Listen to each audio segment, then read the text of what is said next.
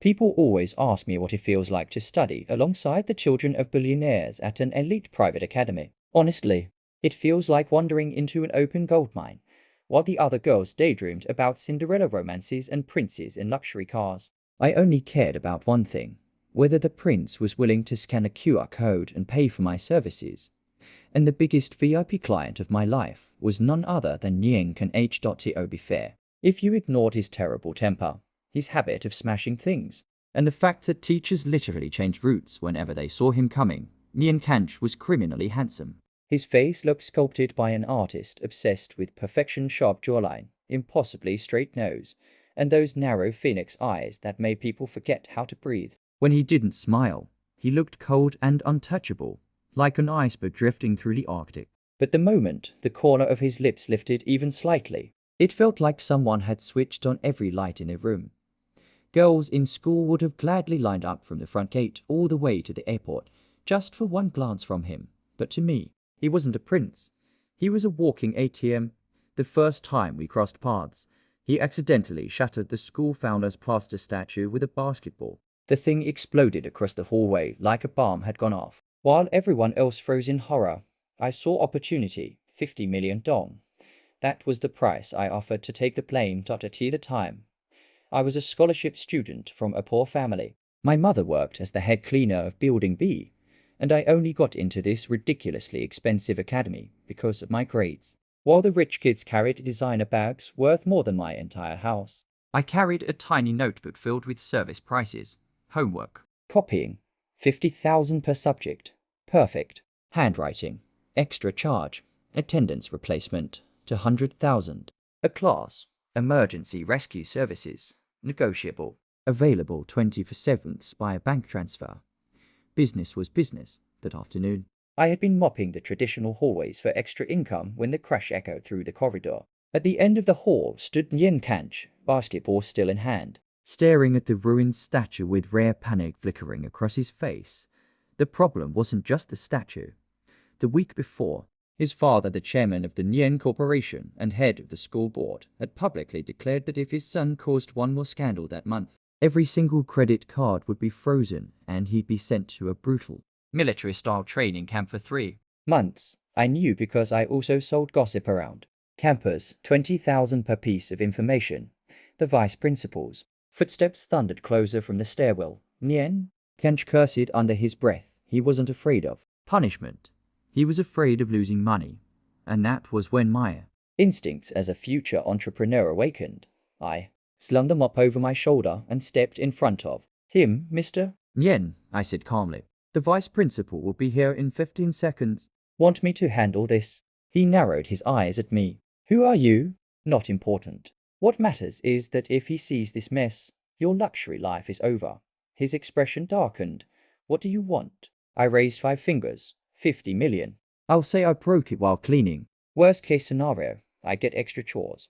You keep your black card. 50 million. Are you robbing a bank? 10 seconds left, I replied coolly. The footsteps grew louder. 5 seconds.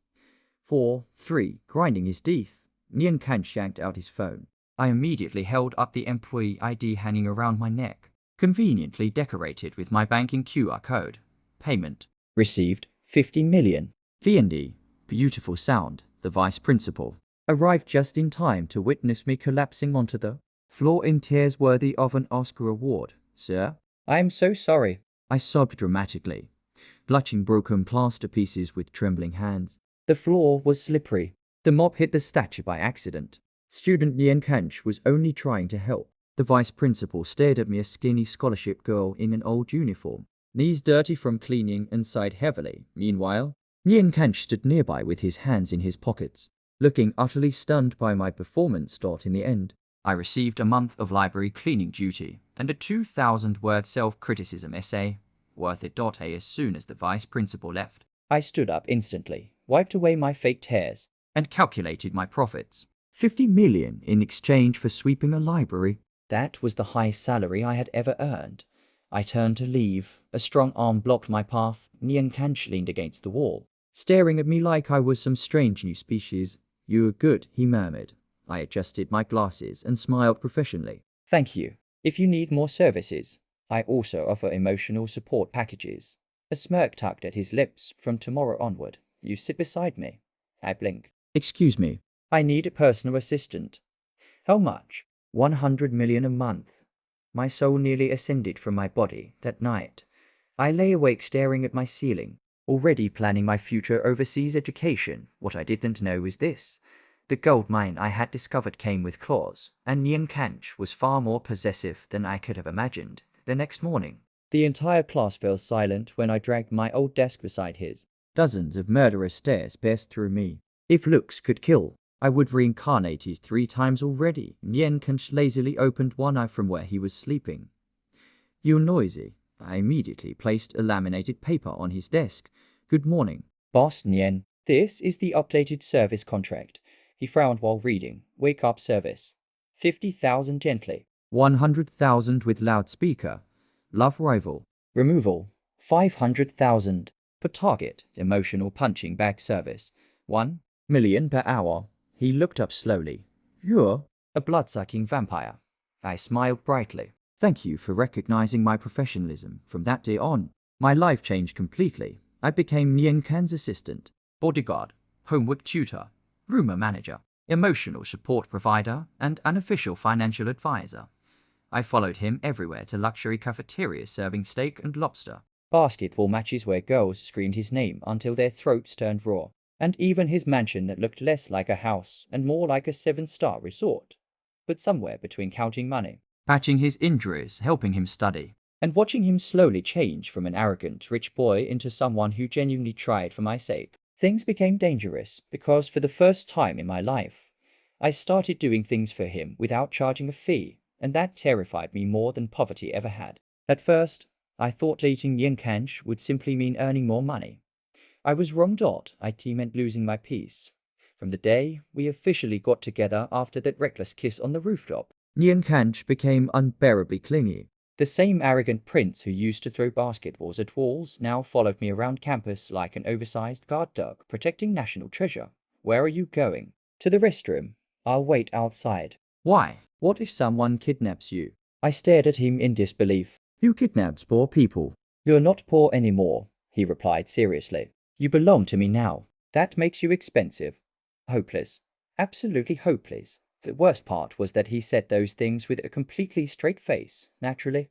The entire school exploded with gossip. The mighty Nyan Kanch, the untouchable heir of the Nyan Corporation, had fallen head over heels for a scholarship student whose side business involved selling homework answers and charging emotional support fees. Some people admired me, most hated me, especially the girls. One morning, while I was happily counting profits from selling limited edition Nyan Kanch chairing towels outside the basketball court, someone suddenly dumped a bucket of cold water over my head. Splash. Ice cold water drenched me from hair to shoes. My notebook slipped from my hands and landed in a puddle.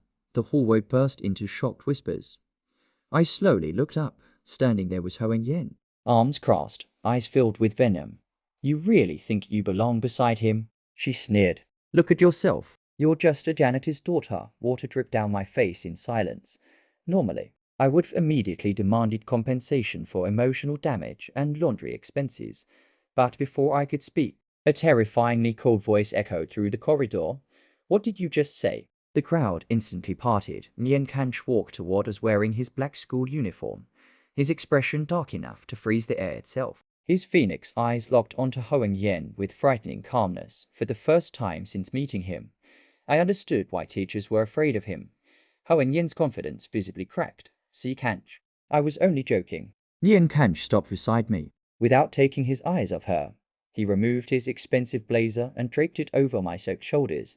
Then he asked quietly, which hand did you use? Everyone froze. Hoang Yen trembled. What? The hand, he repeated softly. That touched my girlfriend. His voice was terrifyingly gentle, the kind of gentleness that came right before disaster. Hoang Yen turned pale. Nyan Kanch, don't overreact. Crash. The flower vase beside the hallway shattered violently against the wall. Beside her head, girls screamed. The entire corridor fell silent. Nyan Kan's hand was still raised from throwing it. If another drop touches her, he said coldly. I won't miss next time. I grabbed his sleeve immediately. Boss, calm down. Property damage costs money, He turned toward me instantly, his expression softening so fast it gave everyone emotional whiplash. Did she hurt you? I blinked. No, but my notebook drowned. His gaze dropped to the soaked notebook on the floor. The notebook that contained my precious service price lists, debt records, and future financial plans. His expression darkened again. Bring me every luxury notebook sold within 10 kilometers. The bodyguards behind him immediately moved. I almost fainted. Wait, those are expensive. So, it's a notebook, not a kidney. You're more important, the hallway collectively inhaled. Meanwhile, my brain only focused on one horrifying thing. Luxury notebooks probably cost several million each. What a waste of money that evening. Nian Kench dragged me to a luxury shopping mall despite my protests. The moment we entered the stationery section, he pointed at everything. This one, that one, those two. I stared at the mountain of imported notebooks piling up in the cart. Are you opening a bookstore? You cried. I did not. You looked sad, because wasting money hurts my soul. Nian Kench sighed like he was dealing with a difficult child. Then he suddenly reached over and pinched my cheek lightly. Jian, what? You know what scares me the most. I paused. His expression became unusually quiet beneath the bright mall lights. It's not losing money. Then what? It's watching you enjoy things alone because you think you're not worth protecting for a second. My chest tightened painfully. Nobody had ever said something like that to me before, all my life. I had learned to survive by calculating everything carefully, every expense, every opportunity, every sacrifice, depending on someone else felt dangerous. But Nian Kench, he kept breaking into my carefully built walls without permission. I quickly looked away. Emotional conversation after PM costs extra. He burst out laughing. There it is, he said, ruffling my wet hair. My greedy little CFO is back, future CFO. I corrected proudly. Future Mrs. Nian sounds better, too long. Hard to print on business cards. His laughter echoed through the store, warm and bright enough to make nearby shoppers stare, and for the first time in years, I realized I was laughing without thinking about money at all. A week later, midterm exam season arrived like a natural disaster. The entire school turned into a battlefield filled with coffee cups, dark eye circles, and students bargaining with destiny. For me, it was harvest season, exam prediction package, accurate key formulas, premium tutoring service, vital subjects. Get one emotional breakdown consultation free. My business exploded overnight. Even rich kids who usually ignored me now lined up at my desk begging for help. Money notifications kept ringing inside my pocket like festival fireworks. Meanwhile, Nian Kench looked half-dashed at T2 in the morning, inside the private study room of the Nian mansion. He collapsed face first onto a mountain of practice exams. I can't do this anymore, he groaned dramatically. Just bury me. I calmly pushed another worksheet toward him. Question 5. Jian, he said weakly, if I die young, remember to inherit my assets responsibly. You still got question 3 wrong. He lifted his head slowly, eyes filled with despair. Do you even love me? I do. His eyes brightened instantly. I continued mercilessly. But not enough to let you fail math. He slammed his forehead back onto the table. Watching a former school tyrant suffer from calculus was honestly therapeutic. Outside, rain hammered against the massive glass windows while the chandelier light cast warm golden shadows across the room. The mansion was silent except for the scratching of my pen and Nian Kench's occasional cries of agony. After another 30 minutes, he suddenly sat up straight. Wait, what? I figured it out. I narrowed my eyes suspiciously. You copied my answer, didn't you? No, you definitely did. I copied intelligently. I smacked his shoulder with the textbook. Ow. Academic fraud fee. 500,000. You charge your own boyfriend? Especially my boyfriend. Nian Kench stared at me for a few seconds before suddenly laughing tiredly. Then, without warning, he reached over and pulled my chair closer with one hand. I nearly fell into his lap. What are you doing? Recharging. You're treating me like a portable charger now. You're more effective than coffee. His arms wrapped lazily around my waist while he buried his face against my shoulder. The warmth of his breath brushed against my neck, making my heartbeat become annoyingly unstable. 5 minutes, he mumbled. Then I'll study again. I rolled my eyes dramatically, but my hands still instinctively moved to smooth his messy black hair. The mighty Nian Kench, feared by the entire school, was currently whining against me like an exhausted giant puppy. If his followers saw this, they would probably faint on the spot. After a while, his voice came quietly. Din, were you serious before? About what? When you said you wanted to study abroad. My fingers paused slightly. Of course, I was serious. Ever since I was little, I dreamed of escaping poverty through education. Scholarships were my only ladder upward. Every late-night study session, every cleaning shift beside my mother, every ridiculous side hustle I created, it all pointed toward that dream. But dreams were expensive, and reality was cruel. I don't know yet, I admitted softly. Even if I get accepted, living overseas costs a lot. Yen Kunsh lifted his head immediately. I'll pay.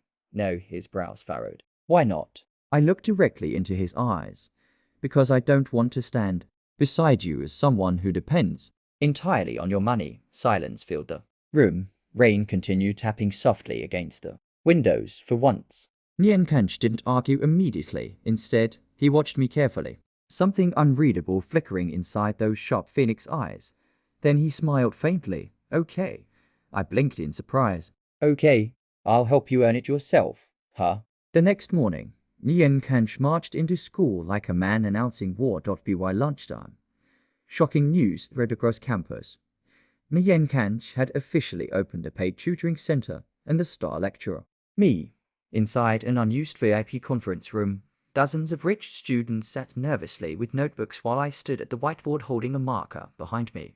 Nien Kanch lounged lazily against the wall wearing sunglasses indoors for absolutely no reason.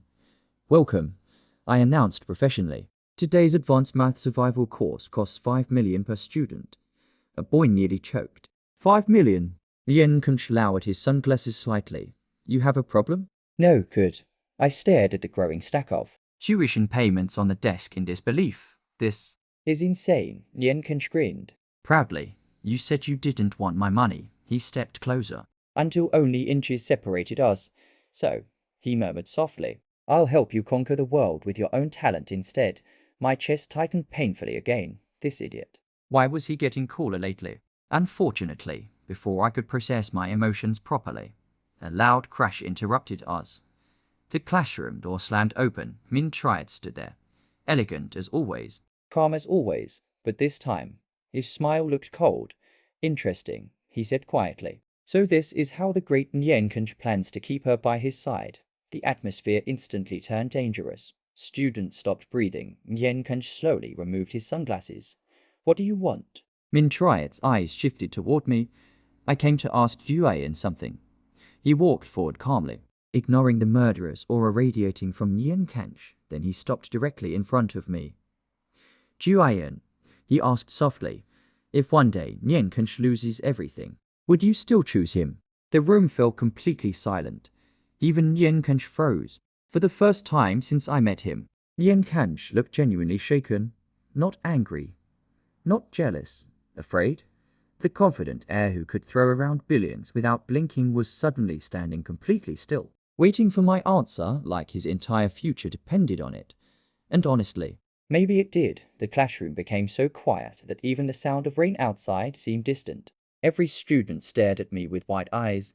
Too nervous to breathe, Min Triad remained calm and composed, his hands tucked neatly into his pockets. Meanwhile, Nien Kanch's jaw tightened slightly. He didn't interrupt, didn't threaten anyone.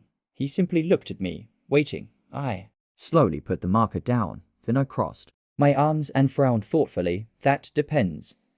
Nien Kanch's face instantly darkened. Min Triad's lips curved faintly upward. I continued calmly. How badly are we talking? Silence. What? Min Triad blinked. If he loses everything, I clarified seriously. Does that include real estate? Stocks? Luxury cars? Overseas assets? We need specifics. Several students nearly choked trying not to laugh. Nien Kanch stared at me in disbelief. Juayan, what? Financial planning is important. Min Triad rubbed his forehead slowly, clearly regretting every life decision that led him here. I am asking emotionally, he said patiently. Would you still stay beside him if he stopped being rich? Oh, I nodded in understanding. Then I turned toward Nien Kanch. He looked strangely tense, like he already knew the answer would hurt. Idiot. Did he really think I only loved his money now? I sighed dramatically before walking over to him. You know, I said quietly, fixing his slightly crooked tie. If you became poor, life would be difficult. Nian Kan's eyes dimmed slightly, but I continued. You already know how to wash dishes now. A few students burst out laughing. I poked his chest lightly. You can cook instant noodles, clean hallways, carry trash bags, and survive on cheap convenience store food. Then my voice softened. So even if you lost everything, I think we'd still survive together. Nian Kan froze completely for 2 whole seconds. He simply stared at me like his brain had stopped functioning. Then suddenly he grabbed me. WH. Before I could react, he pulled me tightly into his arms right in front of the entire class. His embrace was so strong I could barely breathe. Jin, he muttered against my hair, voice rough and shaky. You're seriously going to kill me someday. I could feel his heartbeat pounding violently through his chest. Fast, messy, completely out of control. The classroom erupted into chaos. Oh my god. He's crying. Wait, is Nian Kanch actually crying? Sure enough, when I looked up, the corners of his eyes were slightly red. I panicked immediately. Hey, don't cry. Tear-stained shirts and dry cleaning is expensive. That only made him laugh helplessly. Min Triad stood nearby watching us quietly. The usual composed smile on his face had disappeared completely for the first time. He looked tired after a long silence. He adjusted his glasses and let out a small breath. I lost. Nian Kanch immediately tightened his hold around me possessively. Obviously, Min Triad ignored him and looked directly at me. Instead, you really are terrifying, Gin. You turned someone like him into a human being. The room fell quiet again, because everyone knew it was true. Before me, Nian Kanch had been reckless, violent, arrogant, and emotionally untouchable. Teachers feared him. Students avoided him. Even his own family struggled to communicate with him properly. But now, he studied seriously. He apologized when wrong. He worked part-time during vacations just to understand ordinary life. He even learned how to separate laundry colors after accidentally turning all his white shirts pink. Once, progress, painful progress. Min Triad gave one final smile, small, calm, but lonely somehow. Take care of him, he said softly. Then he turned and left the classroom. This time, Nian Kanch didn't stop him after the door closed. The students immediately exploded into screaming gossip. This is better than drama series. Did you hear what she said? Hallway cleaning couple forever. I covered my face in embarrassment. Can we all calm down? No, the class shouted together. Hopeless. Every single one of them that evening. After tutoring ended, Nian Kanch dragged me onto the rooftop again. Sunset painted the sky orange and gold while cool wind swept across the empty campus. The same rooftop where he first kissed me. The same rooftop where my life completely changed this time. However, he looked unusually quiet. What's wrong? I asked. He leaned against the railing beside me, staring at the sunset for a long moment before speaking. When Min Triad asked that question earlier, his voice lowered slightly. I was scared. I blinked. You? Scared? Nian Kanch laughed softly. You have no idea. He turned toward me slowly before meeting you. Everyone stayed near me because of my money, my family, or my status. His eyes darkened slightly. Even I stopped believing people could love me without wanting something in return. The wind lifted strands of his black hair gently across his forehead. But you, he continued quietly. You were the first person who saw all my worst sides and still stayed. I looked away awkwardly. Well, your face helped. He laughed immediately. There it is again. What? That ridiculous honesty. Then his expression softened. Gin. If one day I really lose everything. He reached over and intertwined his fingers with mine. Promise me you'll still let me stay beside you. Something warm tightened painfully inside my chest. This rich idiot, even now, after everything, he still feared being abandoned. I squeezed his hand back gently. Fine, I muttered. But if we become poor, you are splitting rent 50-50. Nian Kanch stared at me for 1 second. Then he burst into laughter so loud, it echoed across the rooftop, and somehow, hearing him laugh like that felt richer than any amount of money I had ever earned. The closer graduation came, the stranger Nian Kan became. At first, I thought he was simply stressed from exams. Then I noticed the symptoms. He hid his phone whenever I walked by. He disappeared during lunch breaks. He whispered with his bodyguards like they were planning a military coup. Most suspicious of all, he stopped wasting money. That was terrifying. One afternoon, I caught him staring intensely at a spreadsheet instead of buying limited edition sneakers online. I immediately touched his forehead. "Are you sick?" He frowned. "What? You haven't bought anything unnecessary in 2 weeks. That's called maturity." "No," I replied seriously. "That's called psychological trauma." He flicked my forehead. "Ow! Stop overreacting." But something definitely felt wrong. 3 days later, I accidentally discovered the truth.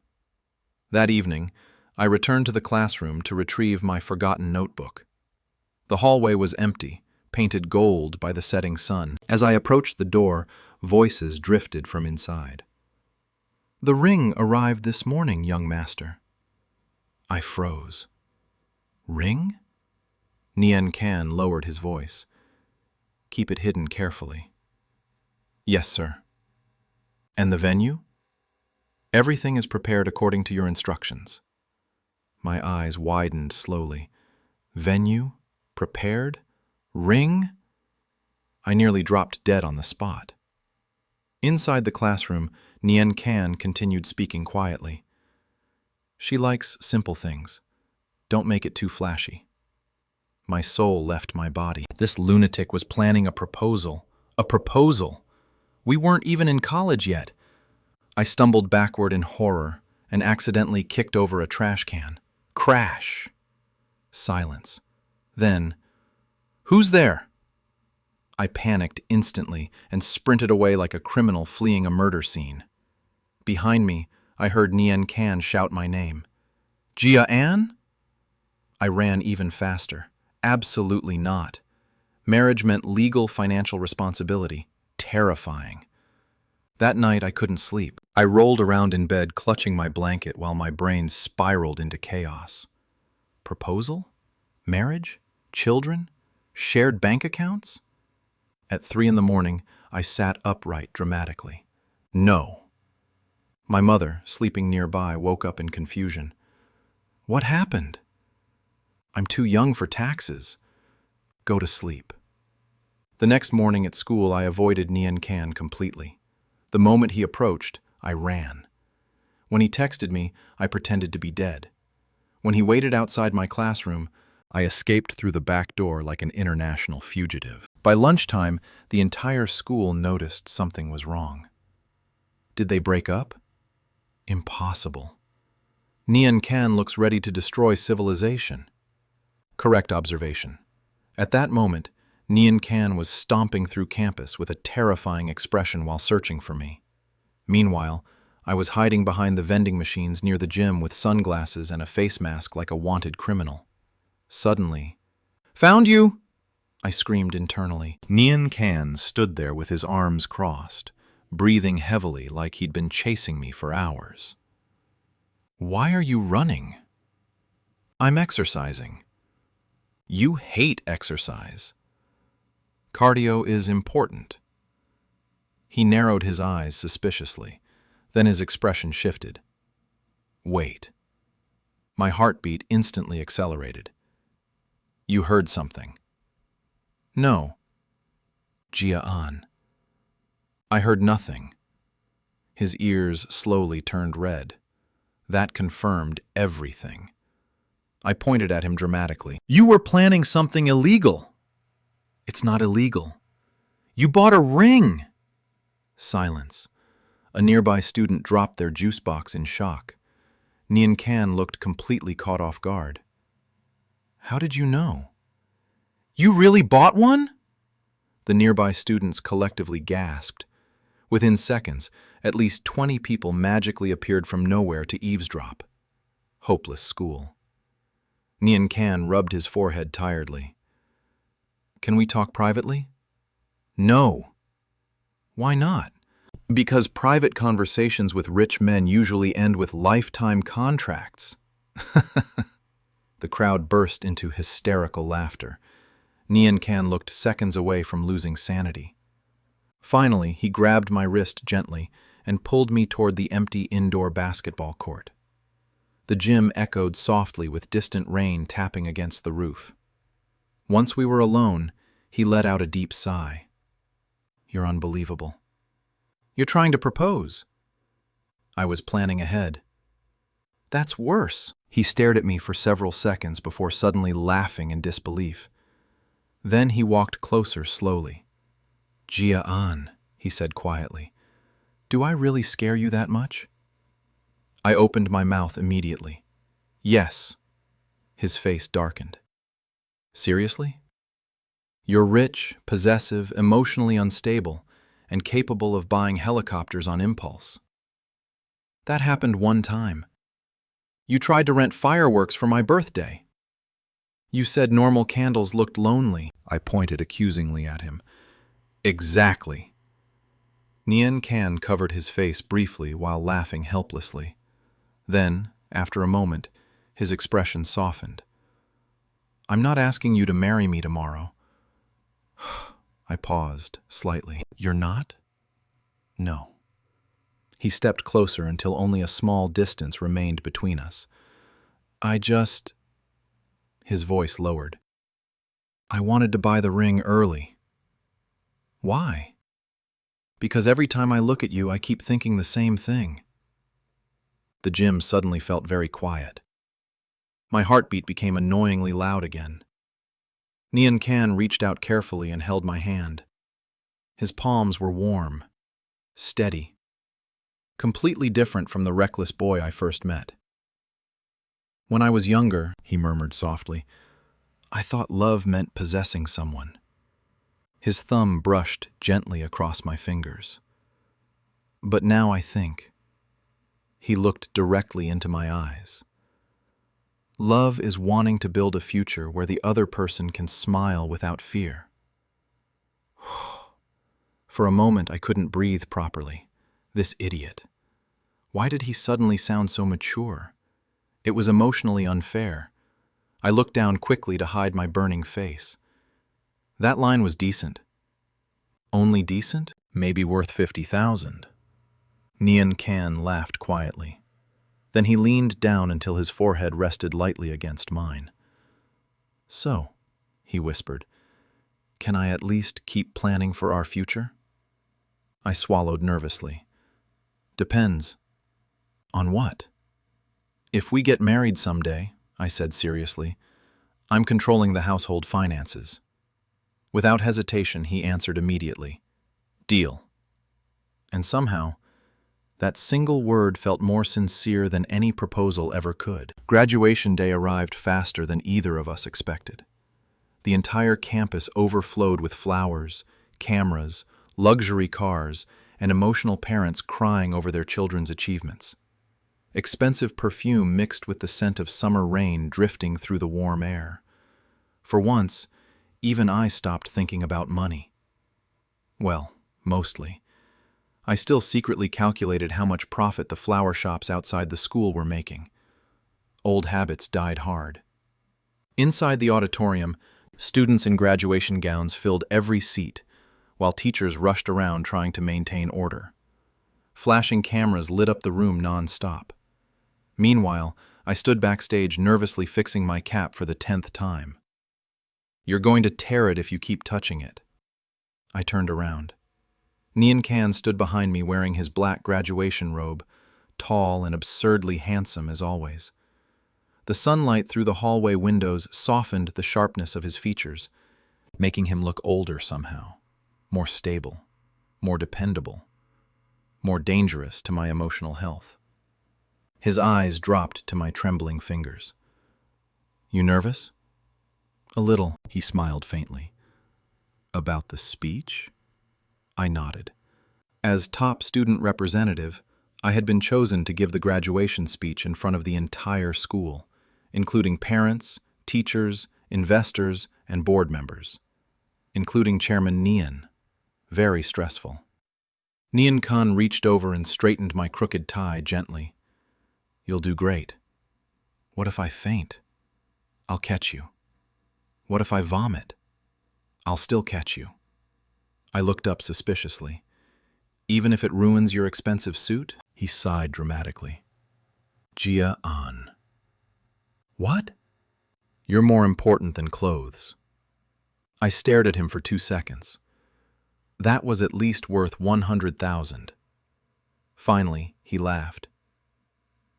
The staff called my name from the stage entrance. My heartbeat immediately accelerated. Before I could panic properly, Nian Kan suddenly grabbed my wrist lightly. When I turned back, his expression had changed. Soft, quiet, dangerously sincere. No matter what happens later, he said slowly, I'm proud of you. The words hit harder than expected, because he knew. He knew exactly how hard I had fought to stand here.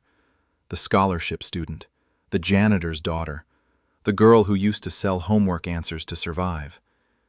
And now I was graduating at the top of the most elite academy in the city. My throat tightened slightly. Don't make me cry before the speech. Too late, he replied smugly. Your eyes are already red. I kicked his shoe lightly before turning toward the stage. The moment I stepped into the spotlight, thunderous applause erupted across the auditorium. Bright lights flooded my vision. Rows and rows of faces blurred together, and somewhere in the crowd, I spotted my mother sitting stiffly in her borrowed formal dress, eyes already shining with tears. Beside her sat Chairman Neen and Madame Bak Lan. One looked proud, the other looked ready to adopt me permanently. I took a slow breath and stepped toward the microphone. For a second, memories flooded my mind all at once. Late-night cleaning shifts beside my mother, counting coins under dim apartment lights, selling services to rich kids just to survive. Meeting Nian Kan beside that broken statue. Falling in love without realizing it.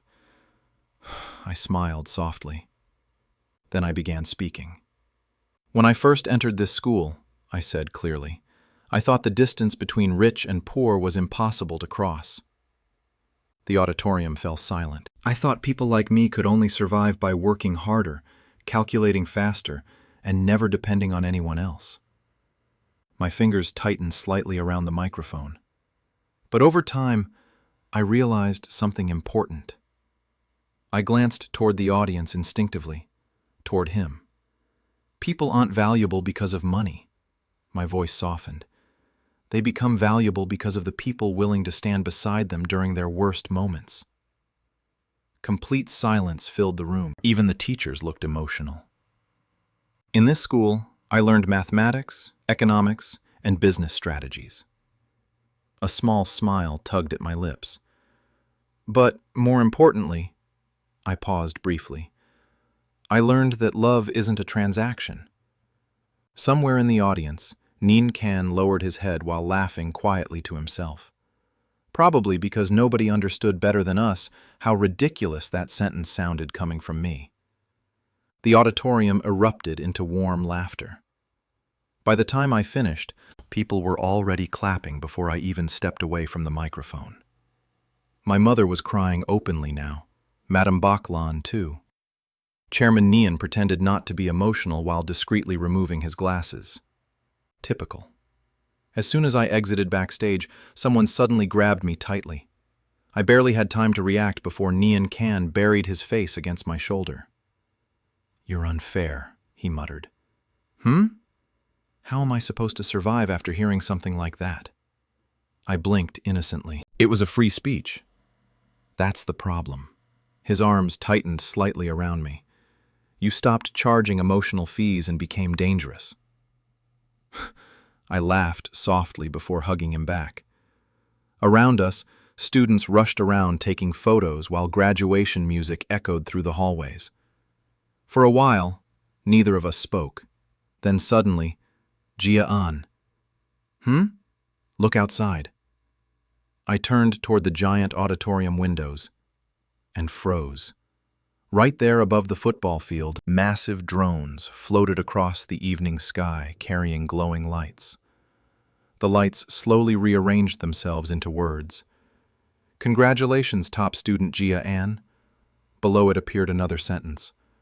My future wife. The entire campus exploded into screaming chaos. Oh my God! He actually did it! This is insane! I slowly turned toward Nien Can in horror. You promised not to do anything flashy. He looked genuinely offended. This is already the reduced version. Reduced? The original plan involved fireworks and helicopters. I almost fainted. Around us, students were recording videos at lightning speed while teachers screamed about school regulations. Meanwhile, Nien Can simply looked at me and smiled. Not arrogantly, not possessively, just happily.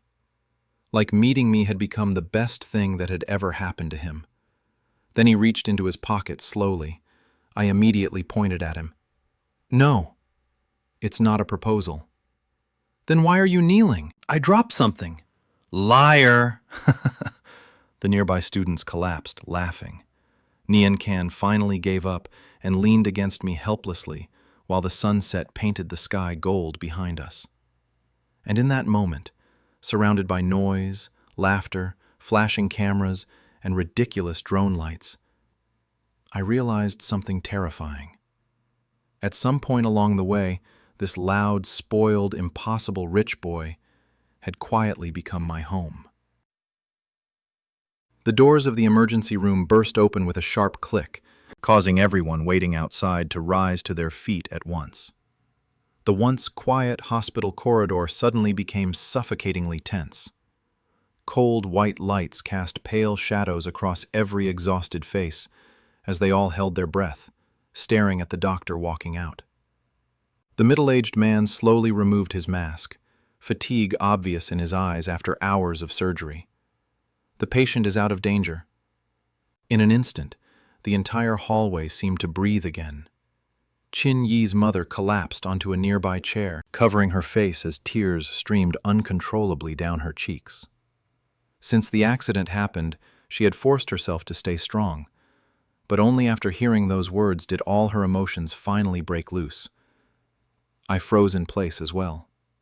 For hours, standing outside that operating room had felt like hanging over the edge of an endless cliff.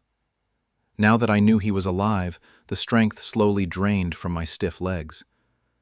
But the doctor didn't leave. He looked around at everyone before speaking again in a heavy voice. However, the patient suffered severe brain trauma. We'll need more time to determine whether his memory can recover. The atmosphere instantly turned heavy again. His mother's sobs suddenly stopped. What do you mean by that?" she asked, her trembling voice barely audible. "Are you saying he might lose his memory?" The doctor hesitated for a moment before nodding slowly. "There's a possibility. The injury affected part of his brain. We can't make any conclusions yet, but even if he wakes up, he may forget certain things. Or even people." The words struck me like ice-cold water pouring down my spine. Forget certain people. For some reason, my heart clenched painfully at that sentence. The corridor fell silent. No one dared to speak. The only sound left was the faint beeping of medical machines echoing from behind the closed doors. A few minutes later, the nurses finally pushed Tun Zik out of the operating room. His face was frighteningly pale beneath the dim hospital lights. Thick bandages wrapped around his forehead, and several tubes were attached to his body. The once proud and untouchable man now looked painfully fragile, lying motionless on the hospital bed. His mother rushed over immediately, tears falling non-stop as she held his cold hand. I stood frozen several steps away. For the first time, I felt afraid to get closer, afraid that when he opened his eyes, he would no longer remember me.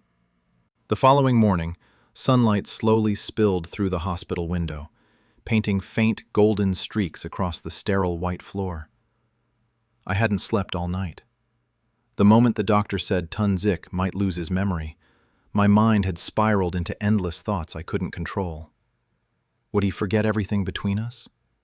Would he forget the promises he once made? Or worse, would he wake up and look at me like a complete stranger? Just as I lowered my head, exhausted, A weak voice suddenly came from the hospital bed. "Water." My heart skipped violently. I shot up from the chair so quickly it nearly toppled backward. For a second I could hardly believe what I had just heard. "Tunjik."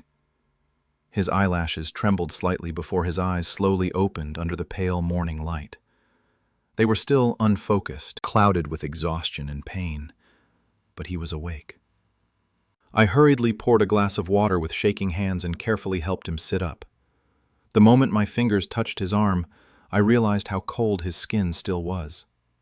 He frowned faintly, as if even the smallest movement caused him pain. I gently held the cup to his lips. He drank a little before leaning back weakly against the pillow, breathing unevenly. At that exact moment, the door burst open. His mother rushed in with the doctor close behind her. The second she saw him awake, tears instantly filled her eyes again. "Xiao Yi, thank God." She grabbed his hand tightly, almost afraid he would disappear if she let go. The doctor stepped forward and began checking his condition carefully. "How do you feel? Any dizziness? Headache?" Tunzik gave a faint nod. The doctor exchanged a quick glance with the nurses before asking the question everyone feared most. "Do you remember who you are?" A brief silence followed. "My name is Tunzik," he answered hoarsely. Everyone visibly relaxed. But the doctor continued calmly. "Do you remember your family?" "Yes." "And do you remember her?" The doctor turned toward me. In an instant, every nerve in my body tightened. Tunzik slowly lifted his eyes to look at me. That familiar gaze landed on my face, yet it felt strangely distant, almost unfamiliar. Seconds passed. Then his brows furrowed slightly. "Who are you?" The moment those 3 words left his mouth, the entire room froze. "Who are you?" It felt as though all the air had been ripped from my lungs. I stared at him in silence, unable to react. His eyes were calm, confused, and completely unfamiliar, as if he were looking at a stranger he had never met before. His mother's expression changed instantly. "Tunzik, what are you talking about?" she asked nervously. "This is—" Before she could finish, the doctor gently stopped her. "It's normal," he said quietly. "Patients with traumatic memory loss can remember selective information. Some memories remain clear, while others disappear temporarily." Temporarily. That single word became the only thing holding me together. I forced myself to smile, though my fingertips had already gone numb. "I'm a friend," I answered softly. Tunzik looked at me for another few seconds before giving a faint nod, as though trying to memorize my face out of politeness rather than familiarity. That hurt more than I expected. The following days passed slowly inside the hospital. I still came every morning and stayed until late at night, just like before. I helped prepare his meals, reminded him to take medicine, and sat quietly beside him whenever he couldn't sleep. But everything between us had changed. The old Tunzik used to look at me with warmth hidden beneath his cold expression. Even his silence once carried an unspoken tenderness only I could understand. Now his gaze was distant, careful, polite, as if there were an invisible wall standing between us. One rainy evening, I stood by the hospital window peeling an apple in silence while soft thunder echoed outside. Behind me, Tunzik suddenly spoke. "You come here every day?" My hands paused slightly. "Yeah." "Why?" The knife nearly slipped from my fingers. I lowered my eyes, forcing a small smile. "Because we used to be very close." The room became quiet again, except for the sound of rain tapping against the glass. After a long pause, he asked softly, "Did I love you before the accident?"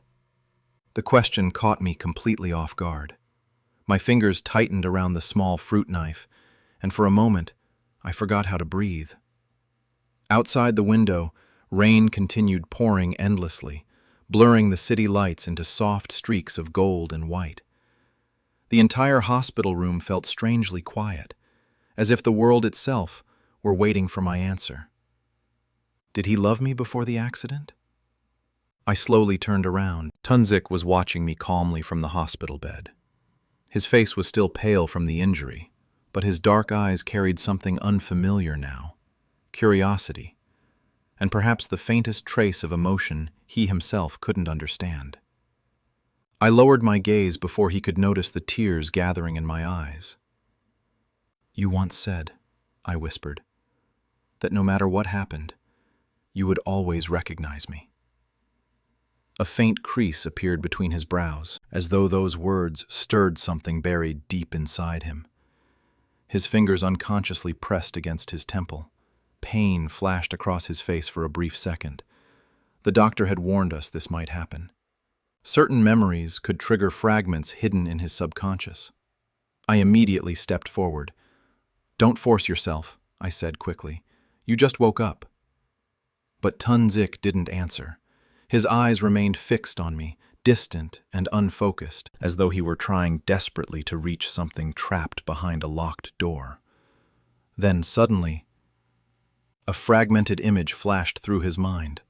A girl standing beneath heavy snow, a trembling hand clutching his sleeve, a voice crying while calling his name. His breathing became uneven. Another image followed immediately after.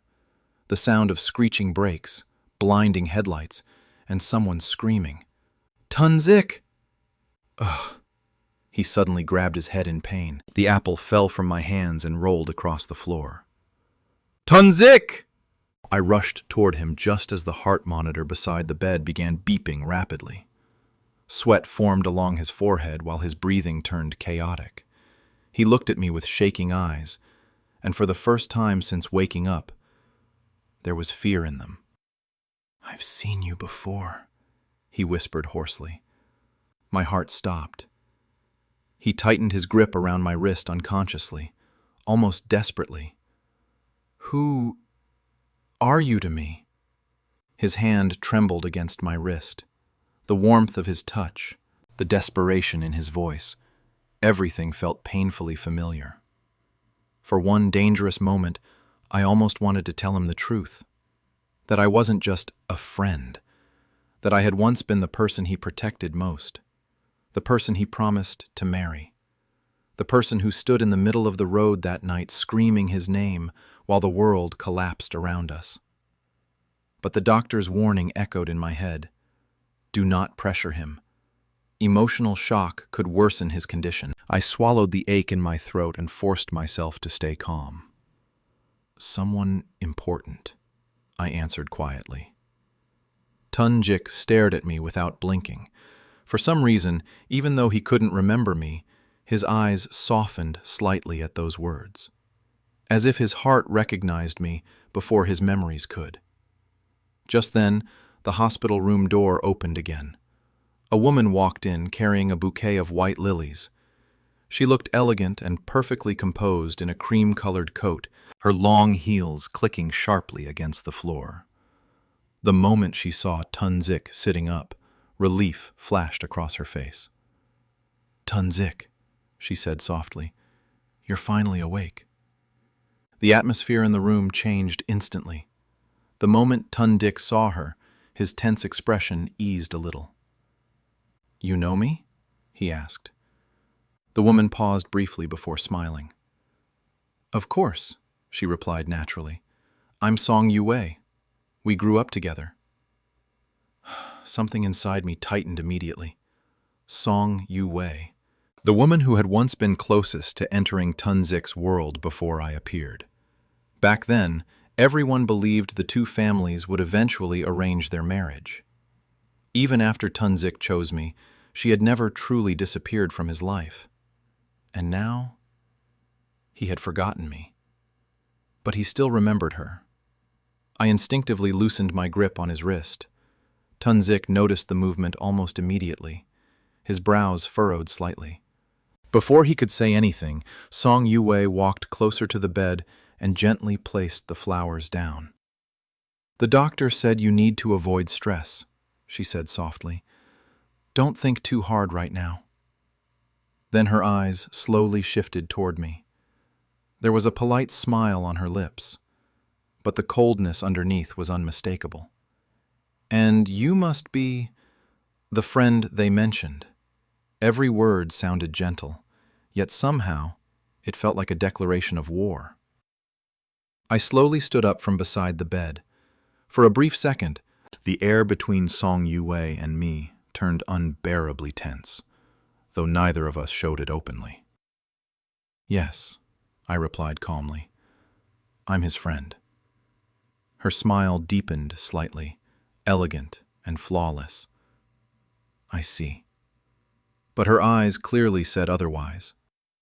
Tun-Zik looked between the two of us, sensing the strange atmosphere even without understanding it. His brows remained faintly furrowed, as though something about this situation made him uncomfortable. Song Yue naturally pulled a chair closer and sat beside him. "You scared everyone this time," she said softly while adjusting the blanket near his arm. "Your mother barely slept these past few days." Tun-Zik lowered his eyes slightly. "Sorry. It's not your fault." The scene in front of me felt strangely ironic. She looked so natural sitting there beside him that anyone walking into the room would assume she was the one closest to him. While I, the person who had stayed beside him through countless sleepless nights, suddenly seemed unnecessary. I quietly picked up the apple that had rolled onto the floor earlier and turned toward the sink to wash my trembling hands. Behind me, Song Yue continued speaking gently. "The company's directors came by this morning. They're worried about your condition." Tun-Zik's expression changed faintly. "The company? You don't need to think about work yet," she interrupted smoothly. "I'll help handle things for now." I froze slightly. That sentence sounded harmless, but I knew exactly what it meant. With Tun-Zik injured and suffering memory loss, the company had become unstable. And Song Yue, someone backed by powerful family connections, was stepping into the perfect position to take control. She wasn't here just to visit him. She was here because this accident had created an opportunity. At that moment, Tun-Dik suddenly spoke again. "Why do I feel uncomfortable when she's here?" The room fell silent instantly.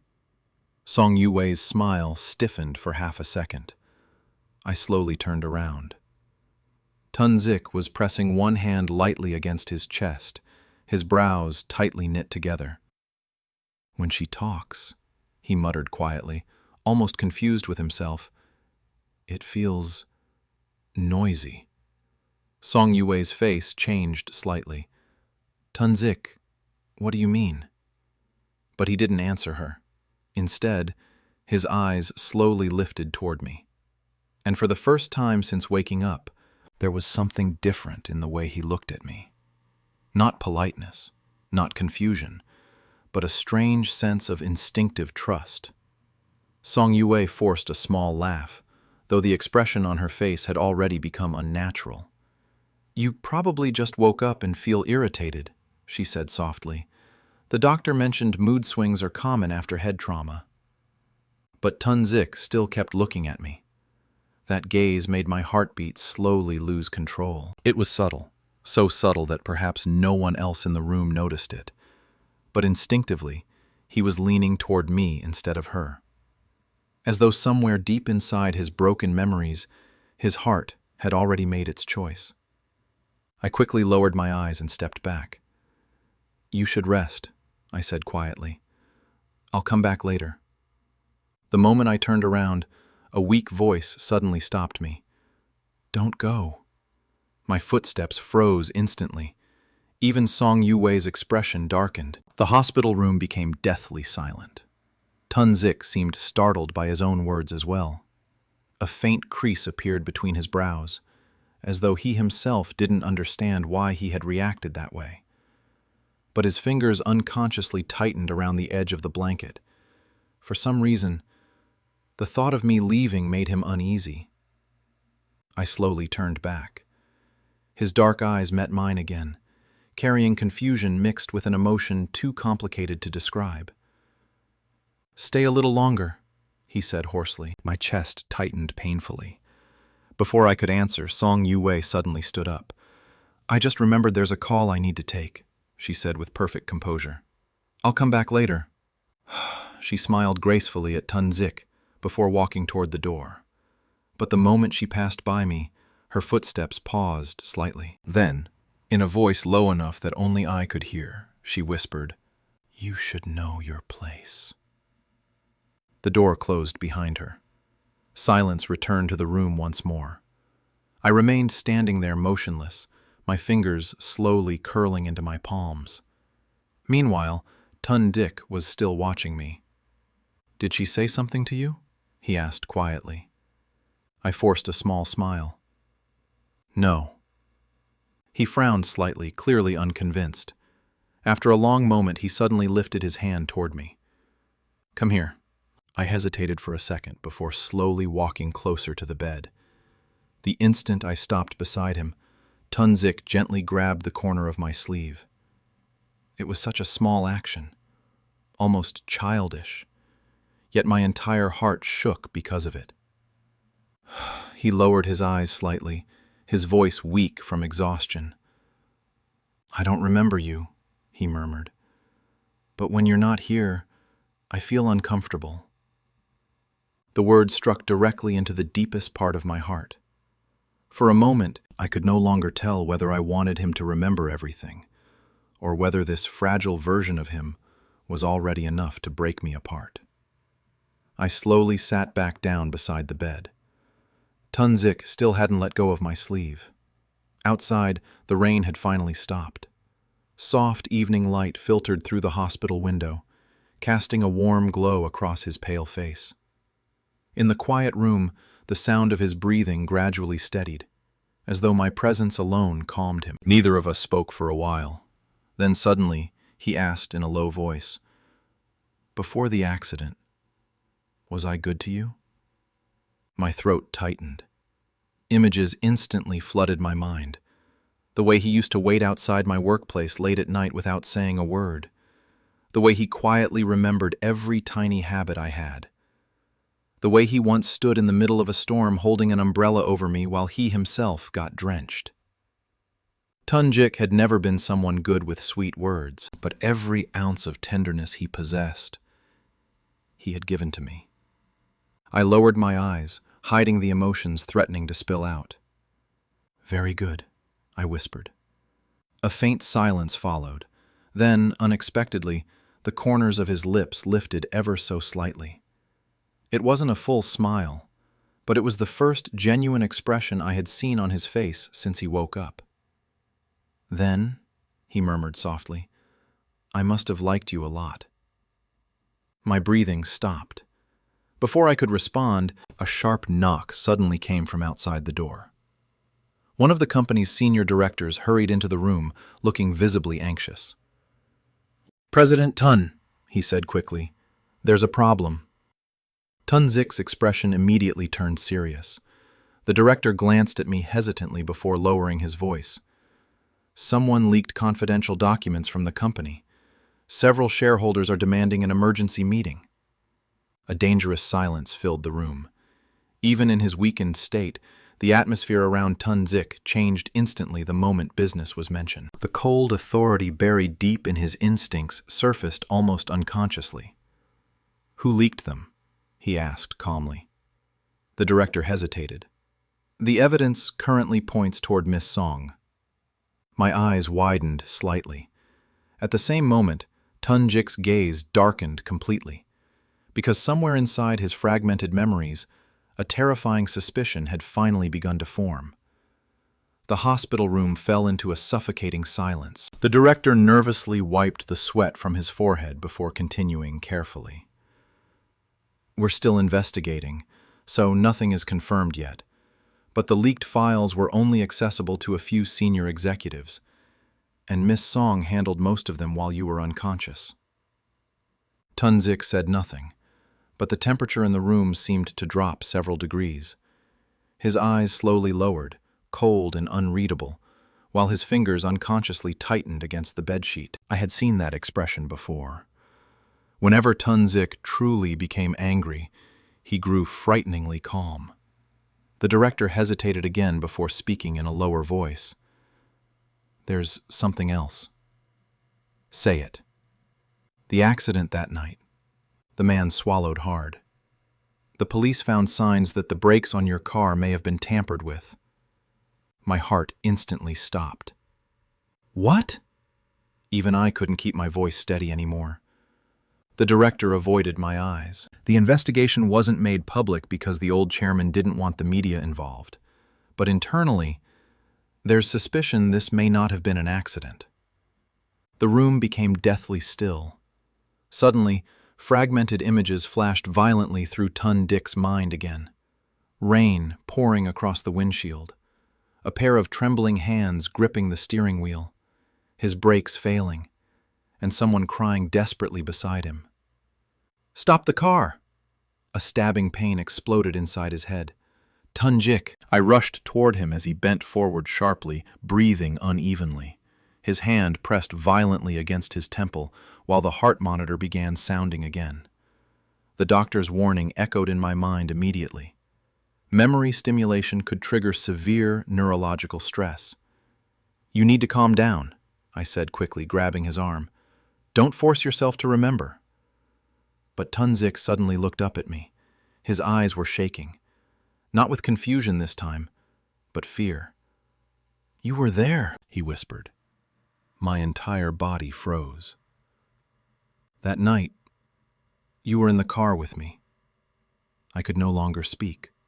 Another fragmented memory crashed into him, the car spinning out of control, my body throwing itself toward him instinctively, glass shattering everywhere, and my voice screaming through tears. "Tunzik, wake up!" His breathing became harsher. Then suddenly, he grabbed my wrist tightly, almost desperately. "You protected me." Tears instantly filled my eyes.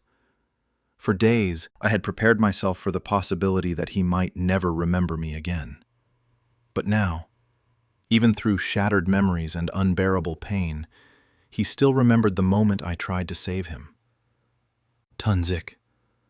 My voice trembled softly.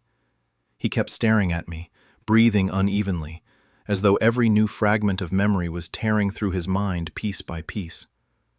The director quietly stepped backward, realizing the atmosphere had become too intense to interrupt. He quickly left the room, closing the door behind him.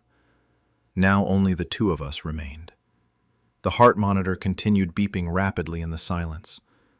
Tunzik still hadn't released my wrist. "Why were you crying?" he asked hoarsely. I lowered my head slightly, unable to meet his eyes. "Because I thought you were going to die." The moment those words left my mouth, something inside him seemed to shatter completely. Another memory surged back violently. The overturned car, blood running down my forehead, my trembling hands desperately trying to pull him awake despite being injured myself. And me screaming at rescuers through tears, "Save him first!" A sharp pain exploded through his head again. But this time, Tunzik didn't push the memories away. He held on to them. Because for the first time since waking up, he realized something terrifying. Even at the edge of death, the person I chose to save was him, not myself. His grip around my wrist slowly tightened. His eyes turned red. "Why would you do that for me?" he asked in a broken whisper. I laughed softly through my tears. "Because I loved you." Silence. Absolute silence. The words hung heavily between us. And in that exact moment, another memory finally returned. A dimly lit rooftop beneath falling snow. Me standing in front of him with tears in my eyes, and his own voice saying clearly, "If one day I forget everyone, I still hope my heart remembers you first." Tunjik's pupils trembled violently. The next second, he suddenly pulled me into his arms. I froze completely. His embrace was still weak from his injuries, yet it felt unbearably desperate, as though he were afraid I would disappear if he loosened his grip even slightly. Against my shoulder, his breathing shook uncontrollably. Then, in a hoarse voice filled with pain and regret, he whispered, "I remember now. The moment those words reached my ears, my entire body trembled. I remember now. For several seconds I couldn't move, couldn't breathe. Couldn't even tell whether this was real or just another dream I had desperately clung to during countless sleepless nights beside his hospital bed. Slowly, I lifted my head. Tunjik. His eyes were red, not from pain this time, but from emotion so overwhelming he could barely contain it. He gently cupped my face with trembling fingers, staring at me as though afraid that looking away for even a second would make me disappear again. I remembered everything, he whispered hoarsely. The rooftop in the snow, the promises he made, the nights we spent together, and finally, the moment of the accident. His expression suddenly darkened. That night. His voice turned colder. Someone tampered with my brakes before I left the company. I froze slightly. You know who did it? Tunjik's eyes narrowed faintly. I saw someone in the underground parking lot before the accident. A dangerous silence filled the room. Then, slowly, his jaw tightened. Song Yue. My heart sank. Even though I had suspected it after hearing about the leaked documents, hearing her name directly from him still felt chilling. She approached me before I got in the car, he continued quietly. At the time, I thought she just wanted to talk. But now I remember. His gaze turned terrifyingly cold. She delayed me on purpose. The atmosphere in the room instantly became heavy. If Song Yue truly caused the accident, then this was never about jealousy alone. It was about power, the company, the inheritance, everything Tunjik possessed. Suddenly, the hospital room door opened violently. One of the assistants rushed inside, panic written all over his face. President Tun! Tunjik immediately looked up. What happened? The assistant swallowed hard before speaking quickly. Miss Song is gone. A sharp silence followed. She emptied several company accounts this morning and disappeared before the police arrived. The air around Tunjik became ice cold, but strangely, he looked calm. Too calm. After a few seconds, he slowly lowered his gaze toward me and gently brushed away the tears still lingering at the corner of my eyes. Then, in a quiet voice that carried absolute certainty, he said, She won't get far. That same night, the rain returned. Dark clouds covered the city skyline while black cars sped through the wet streets, one after another. Inside the vehicle, the atmosphere was suffocatingly tense. Tunjik sat silently in the back seat beside me. Even after leaving the hospital against the doctor's advice, he showed no sign of hesitation. The moment he recovered his memories, everything around him changed again. The gentle confusion from the past few days disappeared completely. The man sitting beside me now was once again the cold, untouchable President Tun everyone feared. Only this time, when his hand rested beside mine, his fingers never stopped holding on to me, as if he needed constant reassurance that I was still there. The assistant in the front seat spoke nervously while checking updates on his phone. We tracked one of the transferred accounts to the Harbor District. There's evidence Miss Song prepared an escape route overseas before the accident even happened. Tunjik's expression turned colder. So she planned everything in advance. Yes. The assistant hesitated briefly before adding, and we found another thing. Speak. The truck that nearly hit your car that night. His voice lowered carefully. The driver disappeared the next morning. My chest tightened instantly. This wasn't just sabotage anymore. Someone had wanted Tunjik dead. A dangerous silence spread through the car. Outside the window, neon lights reflected across the rain-covered streets like fractured memories flashing through the darkness. Then suddenly, Tunjik tightened his grip around my hand.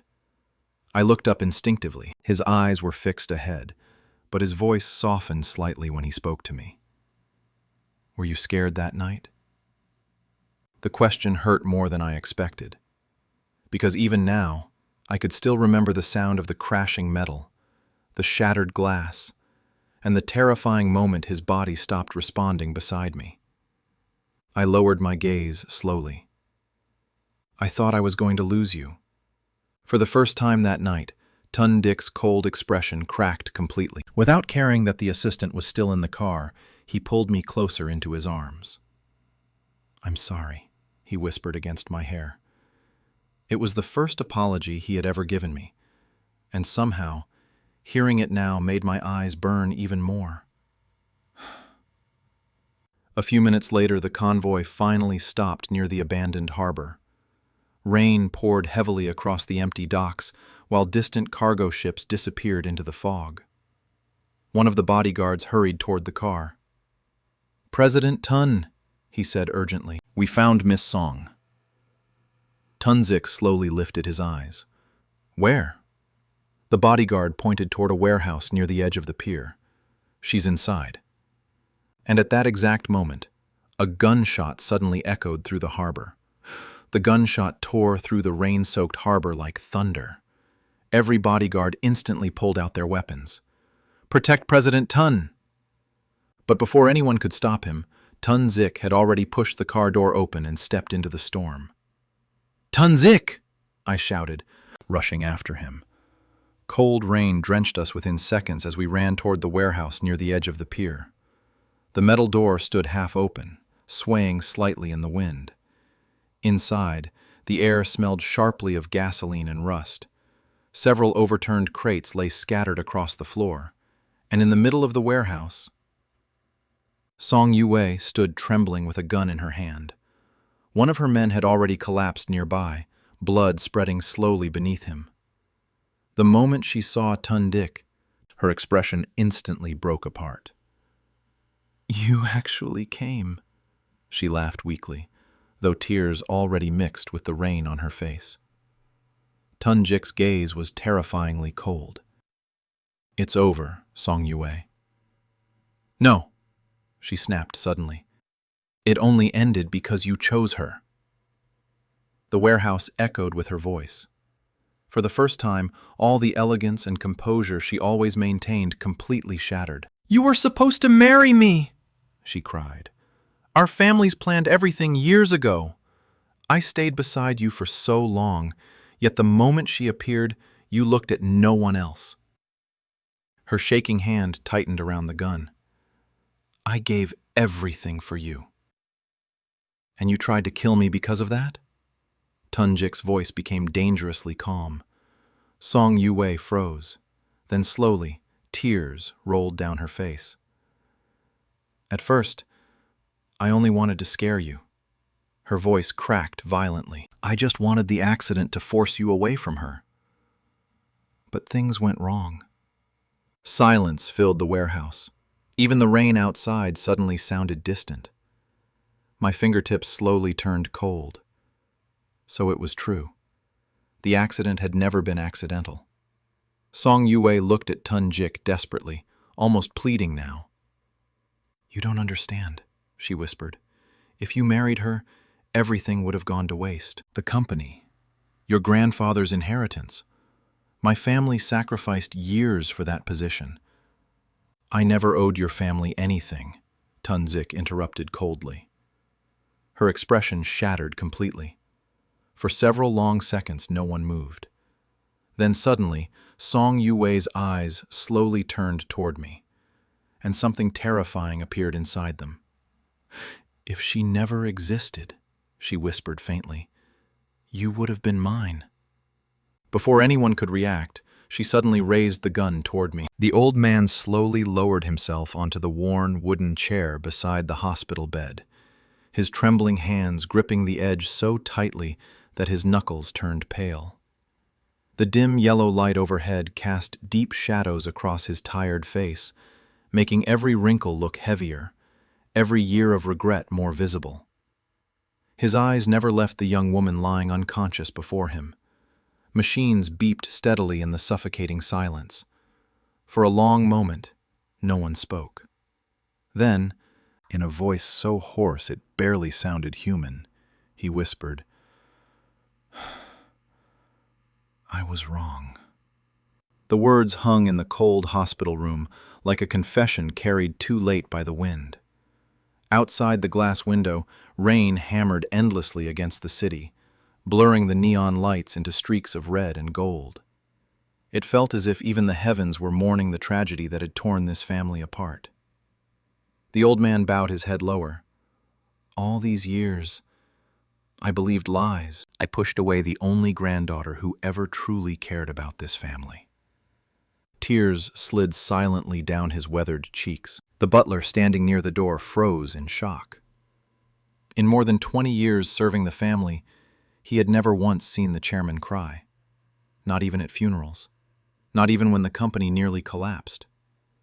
But now, beside the hospital bed of the girl he once abandoned, the powerful man finally looked broken. Completely broken. The doctor quietly stepped into the room, holding the latest test results. His expression was complicated, almost hesitant. "She's stable for now," he said carefully. "But her condition is far worse than we expected. The stress, exhaustion, and untreated injuries over the years have caused permanent damage." The chairman's breathing stopped for a second. "Permanent damage?" The doctor nodded slowly. "She survived because her willpower is unusually strong. Most people wouldn't have made it this far." Those words struck the old man harder than any knife, because suddenly he remembered everything. Every cruel accusation, every cold glance, every time she stood alone while the rest of the family chose someone else. And yet, she still protected them, even after being betrayed again and again. The chairman covered his face with trembling hands, his shoulders shaking violently as years of guilt finally crushed the pride he had protected for so long. Meanwhile, outside the hospital room, the adopted daughter stood hidden in the dark hallway, overhearing every single word. Her face turned pale. Panic flooded her chest like icy water.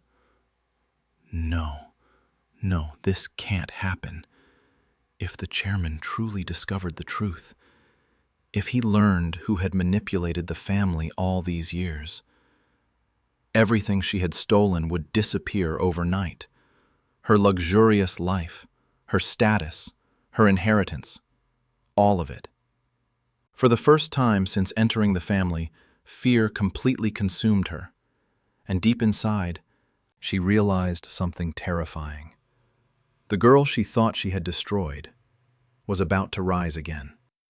The adopted daughter staggered backward, her heels scraping sharply against the polished hospital floor.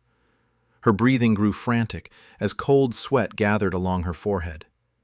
The voices inside the room continued echoing through the slightly opened door, each sentence tightening around her throat like an invisible rope. She sacrificed too much for this family. She never once defended herself. The chairman's broken voice pierced straight into her chest. Panic exploded inside her mind. For years she had carefully built the perfect image. The obedient granddaughter, the gentle heiress, the victim everyone pitied.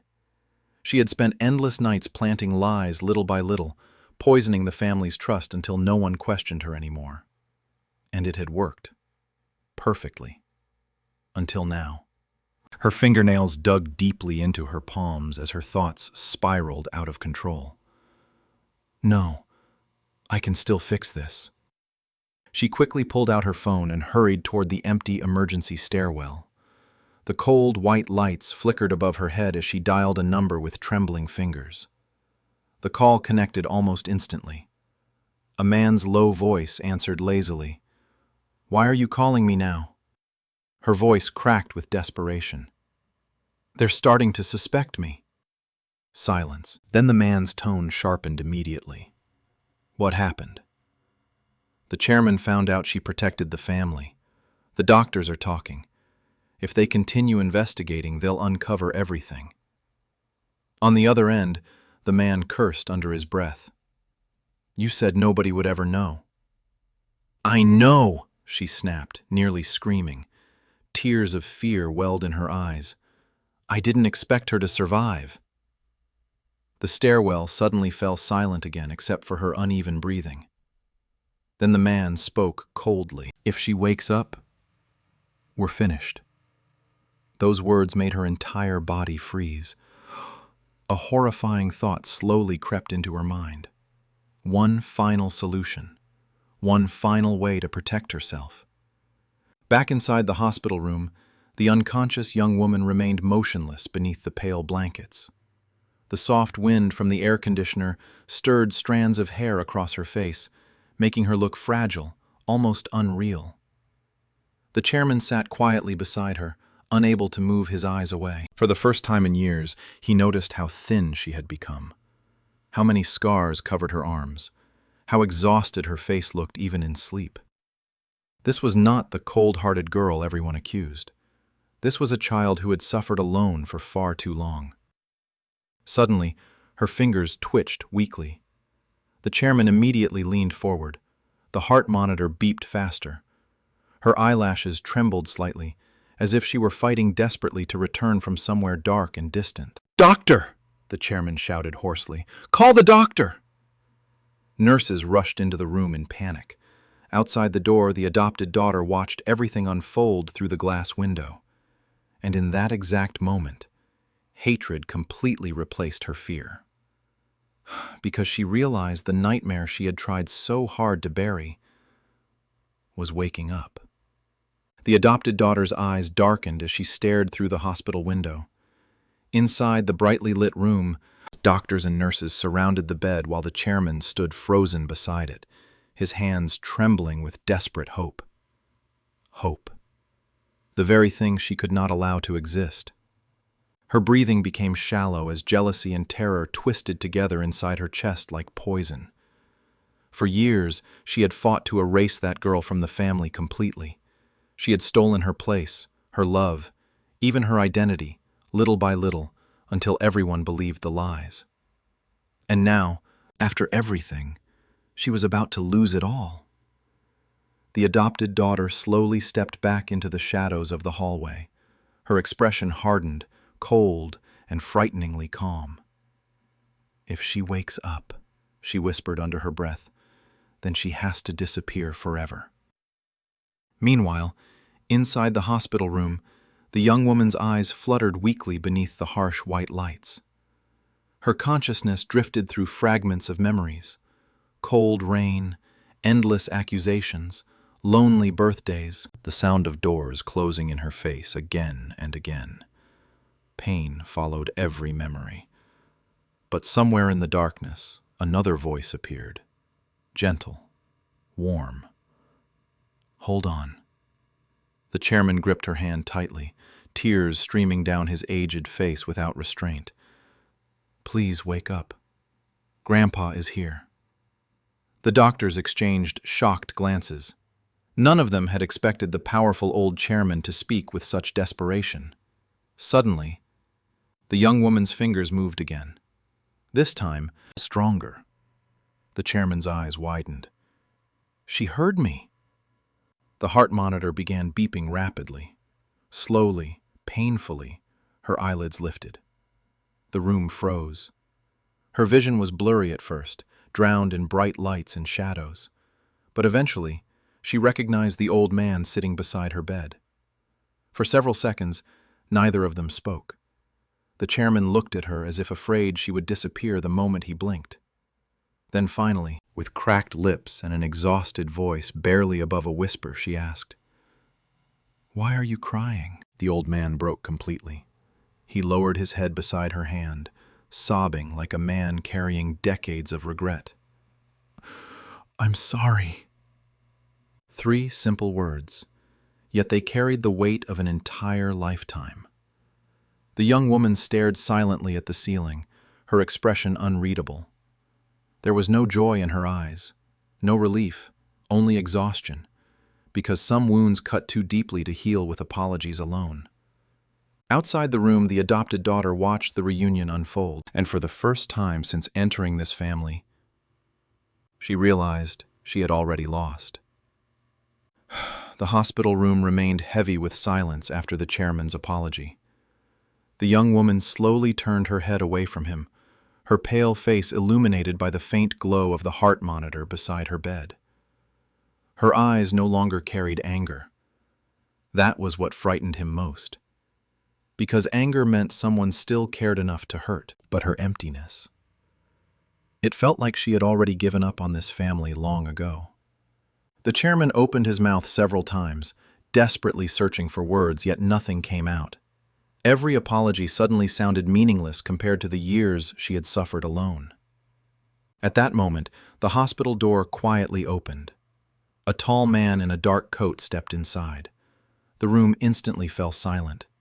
His sharp gaze swept across everyone before landing on the weak figure lying in the bed. The coldness in his eyes softened almost immediately. "You finally woke up." The chairman frowned slightly. "Who are you?" Before the man could answer, the young woman spoke weakly. "He's the one who saved me." The old man froze. The man walked calmly toward the bedside, his movements controlled and elegant, yet there was an undeniable pressure surrounding him. Even the doctors instinctively stepped aside. "I found her unconscious near the highway 3 nights ago," he said coldly. "If I had arrived 10 minutes later, she would have died." Every word slammed into the chairman like a hammer. The old man's face turned pale. Because while his granddaughter had been fighting for her life alone in the rain, the family had been attending a celebration banquet for the adopted daughter. Laughing, smiling, pretending to be happy. The chairman suddenly felt sick. Meanwhile, outside the room, the adopted daughter secretly listened from the corner, her body trembling harder with every sentence. Then the man inside spoke again. "There's something else you should know." His voice became sharper. "The accident wasn't random." The air in the room froze instantly. The chairman slowly lifted his head. "What do you mean?" The man pulled a small damaged phone from his pocket and placed it onto the table. "I recovered this near the scene." The young woman's eyes widened weakly. It was her phone. "The data was almost erased," the man continued, "but my team restored part of it." He tapped the screen once. A voice recording began playing softly through the silent hospital room. At first, only static could be heard. Then, a familiar female voice whispered coldly, "If she survives, our plan is over." The chairman's pupils shook violently, because he recognized that voice immediately. It belonged to the adopted daughter. Outside the door, her entire body went numb. The blood drained completely from her face. And inside the hospital room, the chairman slowly rose from his chair, shaking with uncontrollable fury for the first time in years. "Bring her to me," he said. His voice was low, terrifyingly low. But everyone in the room understood one thing instantly. The storm that had been buried for years had finally begun. 2 bodyguards immediately rushed out of the hospital room. The adopted daughter panicked the moment she heard approaching footsteps. Her mind went blank as survival instincts took over. Without thinking, she turned and ran down the hallway, her heels echoing sharply against the cold marble floor.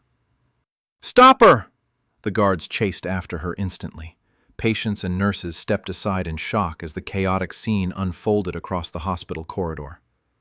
The adopted daughter's breathing became ragged, tears streaking down her face as fear consumed her completely. Everything was collapsing too fast. The lies, the trust, the perfect image she had spent years building. Gone. She shoved open the emergency stairwell door and stumbled downward recklessly. Her vision blurred from panic, but only one thought remained in her head. "I can't get caught. Not now. Not after everything." Meanwhile, inside the hospital room, the chairman replayed the recording again and again with trembling hands. Every time the adopted daughter's voice echoed through the speaker, his expression darkened further. The young woman lying in bed closed her eyes silently. She looked exhausted, not surprised, as if somewhere deep inside she had already expected this truth long ago. The man in the dark coat noticed her reaction immediately. "You knew," he said quietly. After a long silence, she finally answered, "I suspected it." The chairman looked at her in disbelief. "And you said nothing?" A bitter smile appeared on her pale lips.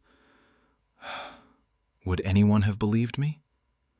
The question shattered the old man completely, because the answer was obvious. No, nobody would have believed her. Not him, not the family, not even the servants. The chairman suddenly remembered every moment she had tried to explain herself in the past, only to be silenced, ignored, or punished without proof. His chest tightened painfully. For years, she had been fighting alone against an entire family that had already decided she was guilty. At that moment, one of the bodyguards burst back into the room. "We lost her."